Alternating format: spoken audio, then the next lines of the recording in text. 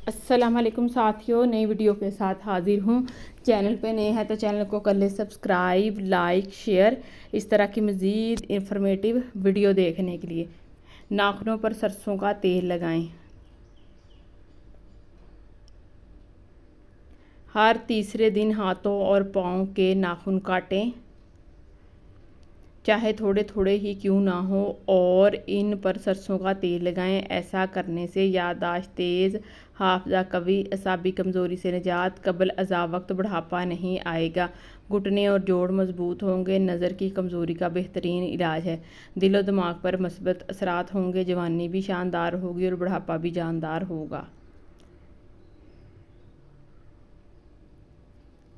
ناف میں تیل لگائیں۔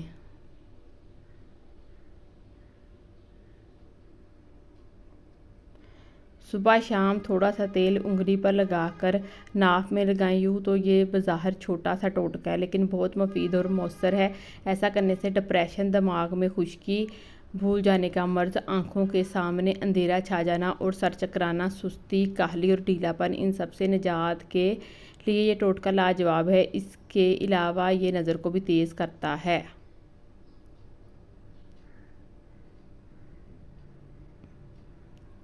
پاؤں کے درد سے نجات کے لیے انگوٹھوں کا مساج۔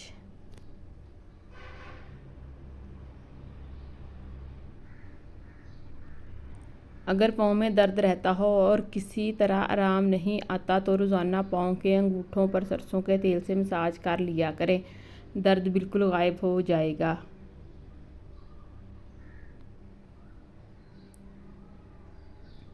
سردیوں میں سن باتھ ضرور لیں۔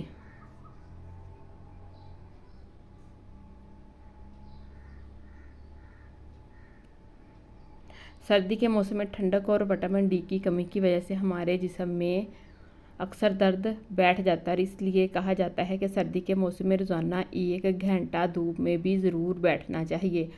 سورج کی شعاعیں ہمارے بدن میں نہ صرف حرارت پیدا کرتی ہیں بلکہ طاقت بھی دیتی ہیں۔ اس کو اہل مغرب سن باتھ کہتے ہیں، جو ان کے ہاں بڑا مقبول ہے۔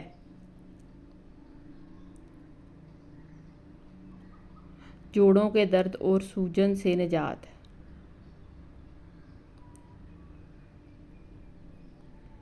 جوڑوں کے درد اور سوجن دور کرنے کے لیے 7 عدد شوارے اور 5 ماشے پسی ہوئی سونڈ دودھ میں جوش دے کر پینے سے طاقت ملتی ہے۔